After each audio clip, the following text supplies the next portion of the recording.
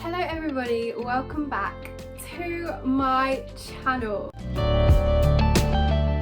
If you're new here, hi, I'm Ellie. I've had a lot of time to rearrange my home screen, and I thought I would share with you all the tips and how I did it and just give you the rundown on how you can do it yourself, because I actually learned a lot from other YouTube videos and I wanted to make like a big collection video so you guys know how to do that. This video is all based around the new iOS 14 update.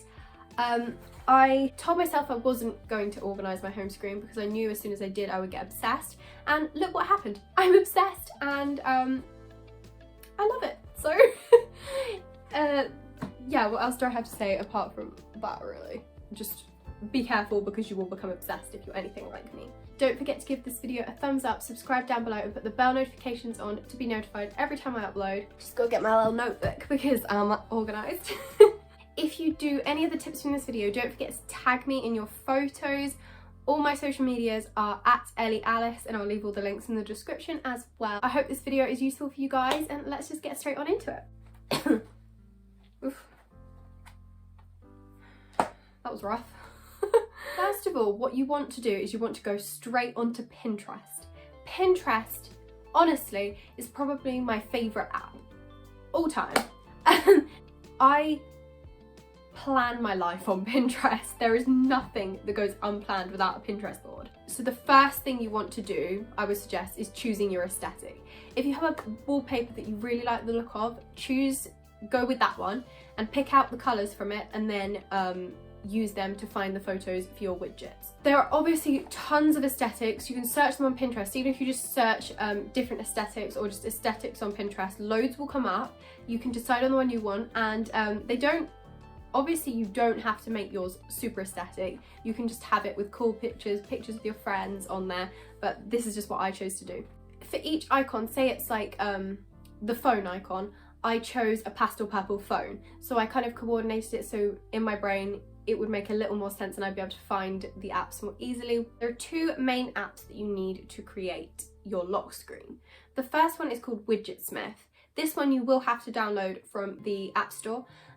It's free, both of them are free. Widgetsmith creates the larger icons you can see on my screens. They don't do anything, they're just there for the purpose of looking nice. Some of them obviously you can see the time, etc. on them, but other than that, they don't do anything. They're just there for the aesthetic purposes. Blah, blah, blah, blah, blah. Open the Widgetsmith app, and then you can choose which size of a widget you would like. This is such a tongue twister. I'm really struggling to speak this. For the purpose of this, I chose the small widget. They're like 4 icons worth. The medium widget takes up 8, and the large one I think takes up 12. I could be wrong, but I'm not sure. I clicked on create the small widget. Then what you want to do is you want to click on default widget. I'm not sure what the time widget is. I haven't looked into that, but for the purpose of this video, I click on default widget. There are so many different options you can then have for this small widget. You can have a clock, you can have the date, you can have custom text, you can have a gallery that will flick through a folder of photos. For this icon, I chose the normal photo one. And then you can just select the photo that you want on there and it will stay there, and you can have that on your lock screen, and it's so cute. I love it. You can change the colour of your widgets. So you can make it, I chose pastel purple obviously to fit with my theme, but you can also change the colour of the text and the outlines, and you can also change the font.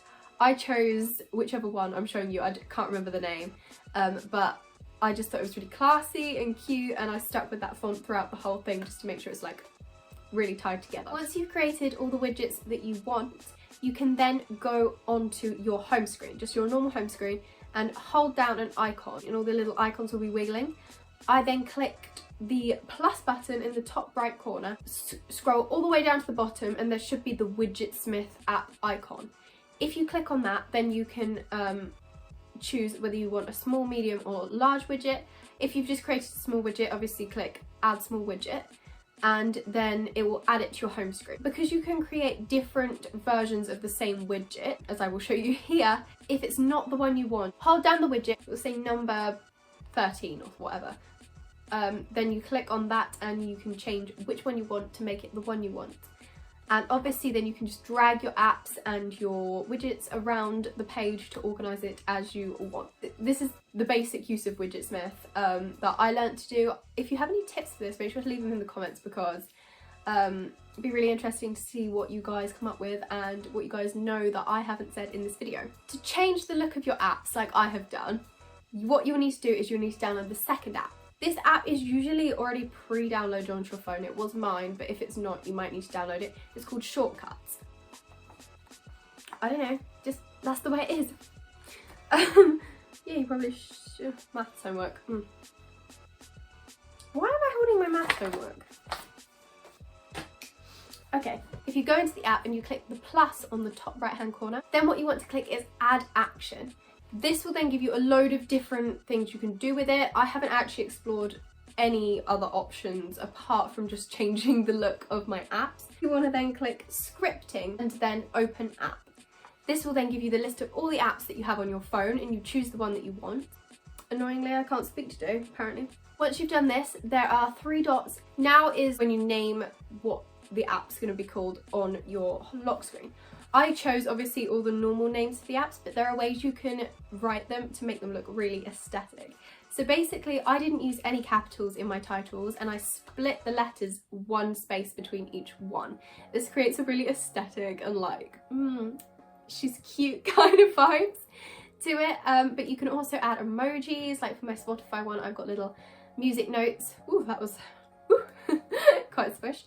So did I actually just say that? And you can also go onto the internet, and there are so many different websites. If you just Google cute symbol combinations, websites and websites will come up with lists and lists of different icons that you didn't know you could get, and different combinations of them, and they're so cute, and you can add these on.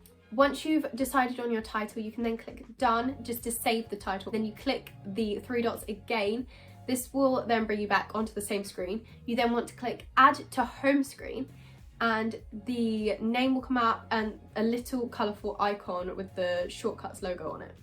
You want to click the icon and it will say, give you some options. I chose to click choose photo, and then I chose one of the aesthetic photos that I downloaded from Pinterest from my gallery. Once you've chosen your photo, click add in the top corner, and then it will add it to your home screen. Find where it's appeared on your home screen, and then arrange all your apps, arrange them all as you want them.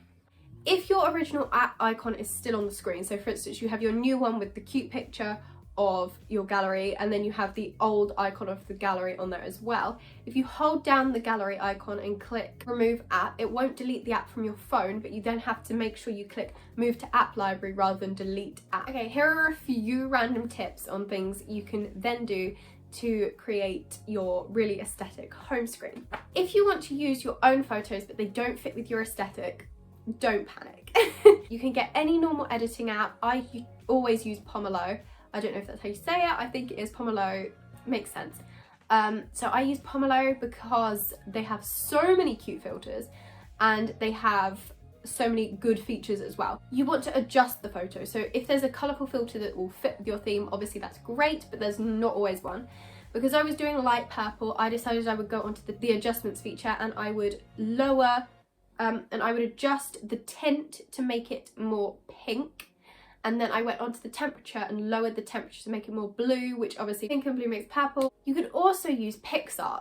PixArt is an incredible app. There are so many stickers on there that you can put on your photos, so many different ways you can edit photos, and it's all free unless you get the pro subscription, but you don't need the pro subscription. It obviously gives you a massive library of different stickers that you can then put on your photos to make them more aesthetic, and I love this. Final tip is with organization of your actual apps. This is really sad, but I had a lot of time on my hands. I decided the different combinations of apps that I wanted to have. I basically saw my home screen and all the different screens as a worktop, and each one has a different purpose. I know, I'm mad. Don't judge me. So my first screen I organised, and it's got all the apps that I will use most on it. The second one is like my social media apps. Third one is the random apps that are useful, obviously, but you can't really categorize them. The fourth one is shopping. I don't do much shopping. I just thought it was cool to have the apps on there, seeing as I already had them downloaded to my phone. And the next one is basically my photo editing station. I literally saw this as a worktop when I was creating it, and I love it so much. I actually used a slightly different aesthetic for this one. It's more like pastel colours. I put all of my apps that I would use to edit photos onto this screen, so they're all in one place, so when I'm editing a photo I can just quickly like access everything. And my last one is photos from like my personal life, my favourite photos of people, and I really love that because I can just scroll across and look at them and be like I really hope this video was useful for you guys. If you enjoyed it, don't forget to give it a thumbs up, subscribe down below and put the bell notifications on to get notified every time I upload. Also, my social medias will all be linked in the description below. I will see you guys all very soon. Bye!